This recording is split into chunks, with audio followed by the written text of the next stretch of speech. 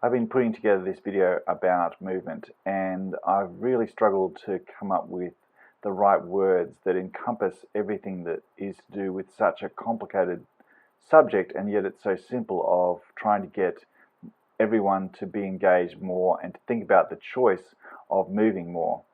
And then I realized why I've struggled with it so much, because I don't know your journey, I don't know where you're at. All I know is this is what has worked for me in the past, this is how I felt about different things. It's really to reassure you that try and do the best you can, try and move as much as you can, try and understand the choices you're making between whether you're putting yourself forward to improve tomorrow, and that usually encompasses doing movement in some degree or in some form. And it really doesn't matter what sort of form that movement takes. I know at different times, just bending down to get your socks on is the amount of movement that you can do in a day. Sometimes it's the incidental movement of just making sure that you walk up one flight of stairs instead of taking the lift. It's that choice that we make about trying to do better than we did the day before. Not comparing ourselves, not hating ourselves and wasting that emotion and beating ourselves up with that we haven't done what we hope to do. I know fully how at times I can be at the line of change in the shower, and yet the next day I haven't done anything about that. So this video is actually about having the tools to make the changes, and then the flexibility to find out whether things worked or didn't work, the confidence to go, okay, that didn't work, let's reset and try again. Having those tools and making sure that we actually step forward and give it our best shot rather than stay stuck and in limbo for long periods of time. If you make 2 stuff-ups in a row, that's fine. Just try again the next day. It's better to try again the next day. It's better to do some little incidental movement. It's better to make a choice of doing something rather than nothing. Hope is a wonderful thing, but hope is a passive thing. Let's have the tools and the strategies to actually get out there and try and move more, which is both better for our bodies and fantastic for our mental health. So movement. This is the video, this is what it's about. All you can do is the best you can do with whatever situation you're in right now. Move forward from there. Don't compare yourself to anyone else. Just do the best you can. I hope you can stick with it. Watch the video, understand it's coming from a place of kindness, and understanding that it's trying to encourage you to have strategies to give yourself choices in how you can come up with the best strategy that will work for you to make your tomorrow better. Movement.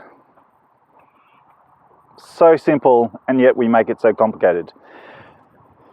Movement is one of those things that should be at one of the top of our lists for things that keep us healthy in our body and in our mind, and yet we procrastinate, we delay it, we dodge around it, we're too tired, it's too early, it's too late. Movement is so simple, and yet we make it so complicated. We hope to get better, we hope to get fitter, we hope to get stronger, we hope to achieve our goals, and often it's movement and our energy levels surrounding that are the things that let us down from doing that. This is one of the reasons I like to try and keep fit and to keep moving, and yet even with that I can still get myself stuck in a rut.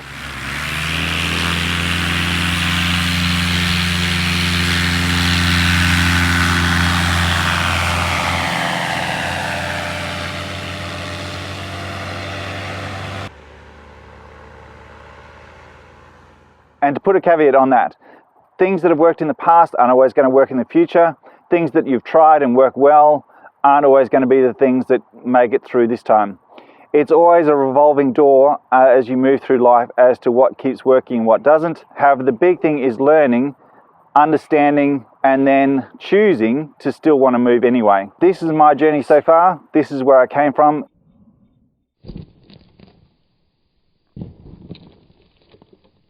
4 years ago, walking the distance I am now was almost inconceivable.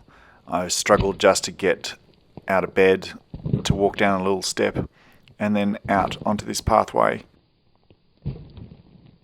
I barely had the stamina or strength to make it to this little crossroad. I used to be sweating, almost shaking, holding onto my walking stick after I'd suffered a serious injury. Though this doesn't look like much, this was the entirety of my life 4 years ago. I could barely make it out onto the footpath. I could barely get myself dressed. This was my movement at that time. I had walking sticks and I really struggled, sweating, shaking, just making it the 50 meters out onto this footpath. That was then. This is hopefully my new now.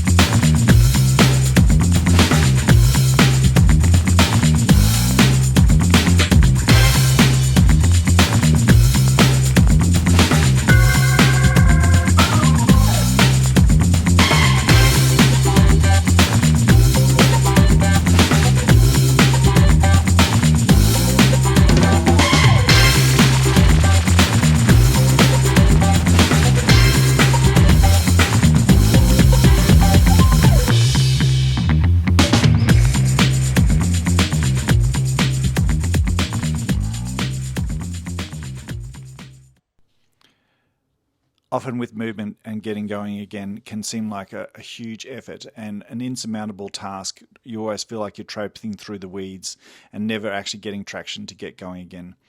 One of the simplest ways to get that kickstart that you need is finding a friend or a pet that allows you to have a reason to get out and be outside and to exercise. It makes this task so much easier to get engaged again with the simple message of moving. We often start moving less through a process of either injuries or being distracted with other things in life or giving too much to other people or other things, and then we stop putting our own health and well-being first. Movement is one of those basic things that is really cost effective in terms of how much that you put in brings you not only structural body health as well as mental well-being. So these are the things that I've often put in place that help me get through times where I know I've become inactive or where I've thought I'd rather rest because of pain. And in the long term, sometimes we do need to rest, but other times we need to step back forward and come back into that place of movement and well-being. Being honest where you are in that situation, have you rested enough? And once you have rested, then you need to put in strategies in place that actually allow you to move again. And where is your base? The biggest thing that we have to think about when we're starting movement is firstly, not to hate ourselves for not having done it, because that is a wasted emotion. And often we spend days and weeks hating on ourselves for not doing something that we actually can choose to now do. And the other thing is with that is envy. Envy is a terrible, debilitating curse, especially in modern society when we're often socially connected to people that we may or may not know very well, that we're seeing them live their best lives through social media, and we're comparing ourselves to them rather than thinking, what's the next thing that I need to do to make my own health better and stronger? So envy can really destroy a beginning and also destroy any efforts that you're making to move forward. So rather than thinking of, at least I did that today and at least I cheered myself on today, we then immediately compare ourselves to someone who's maybe 6 months, years down the track. You don't know their story, you don't know where they have come from. They may have actually suffered some very debilitating tragedies in different parts of their life. You're just not seeing that at the moment. So envy is a really strong emotion that can also limit us by comparing ourselves to other people. When you think of that, where am I at now? Where am I at now sometimes may be that my movement is just simply walking to the letterbox. It may be that I make the effort to get there. It may be the fact that I walk up a flight of stairs when I would normally go on the lift. It's all those little incidental things that can make a huge difference. And also, we don't have to schedule them in. We can actually just take those opportunities, and there are often lots of opportunities through a day where we can step forward and take the choice of moving this way or moving that way.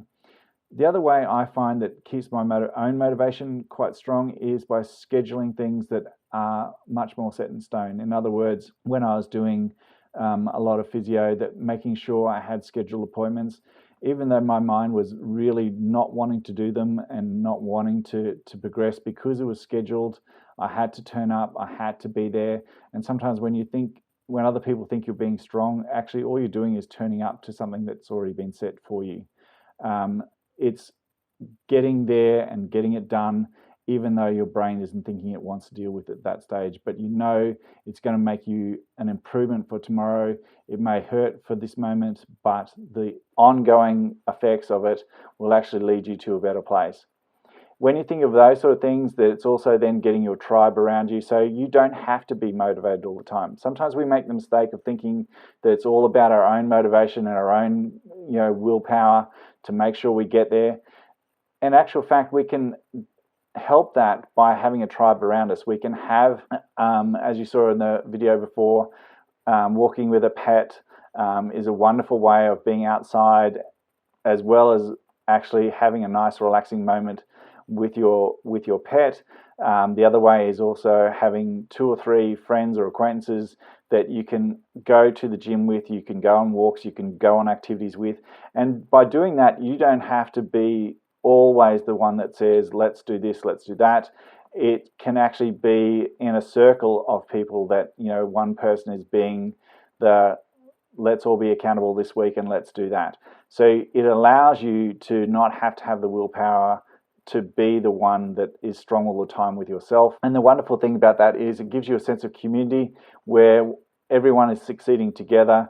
And if one person is feeling a little down or is having a few stumbles, that everyone else is going to rally around you to help. You still have to be the one that stands back up, but there are others there to make that effort much easier.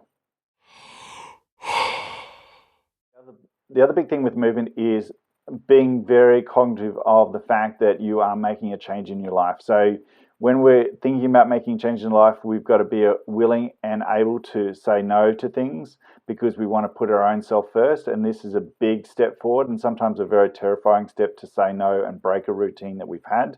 The other thing with that is, as I said before, sometimes you're the line of change at night and the next morning rolls around and you haven't done anything about that.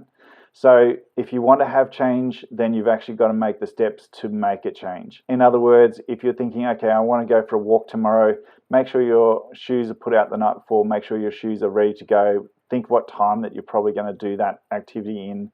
Are you going to choose to do it at night or are you going to choose to do it at the beginning of the day? Sometimes if we procrastinate and we realize that, okay, the last 3 days I've meant to do it at the end of the day and I procrastinated and I didn't get it done, then I actually need to make the biggest step and I need to make it first thing in the morning or, make sure I go for a walk at lunchtime. So understand that just because you want to change doesn't mean it's going to happen. You've got to recognize the habits you're in and recognize then what the choices are you're going to make to change those habits.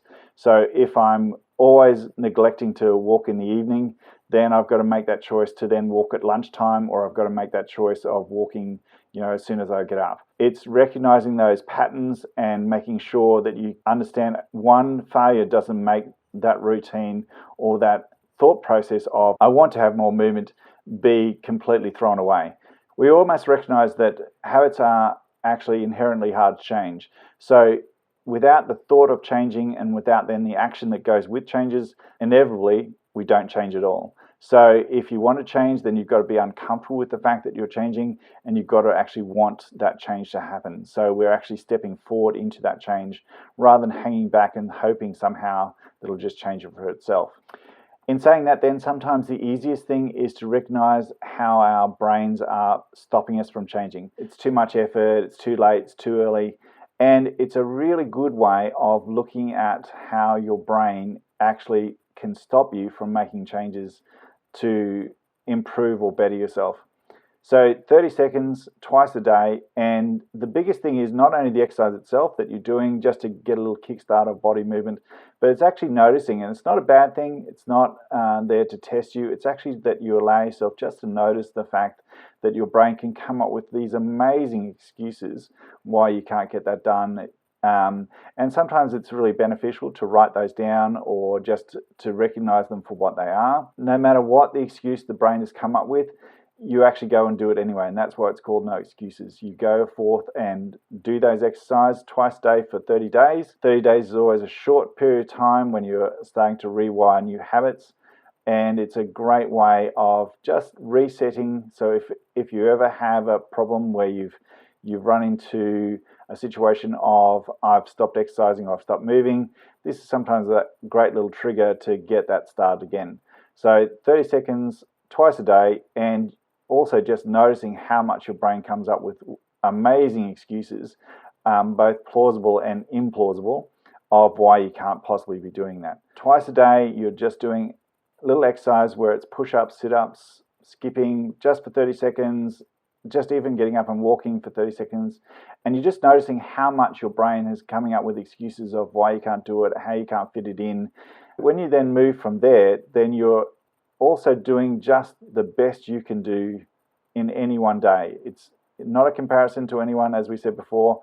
It is just simply how well you're doing on that day, congratulating yourself and moving forward to the next day. And if the day before wasn't as good as you wanted it to be, the best thing is we have a new day. Comparison only with you, and it's also then looking through from that, the best you can do on that day, as to, well, what am I doing this for? So it's always exciting to have a big challenge that gets you excited and gets you motivated, but you've got to have those steps that actually give you a pathway forward to connecting the dots through to that end going.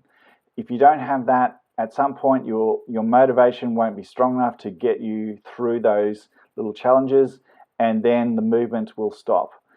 This is about putting small grains of sand every single day into that cup and slowly filling it up so it's actually worthwhile, rather than trying to put two big boulders in and hope somehow the rest of it fills in. It's being accountable and allowing yourself to choose yourself as the number one priority. It's putting your own health, both physically and mentally, at the top of the priority list. And this is a time for you to put you first. I hope this gives you some thoughts. Remember, it's a flexible. You're making sure that you're just understanding that one failure doesn't mean a complete setback.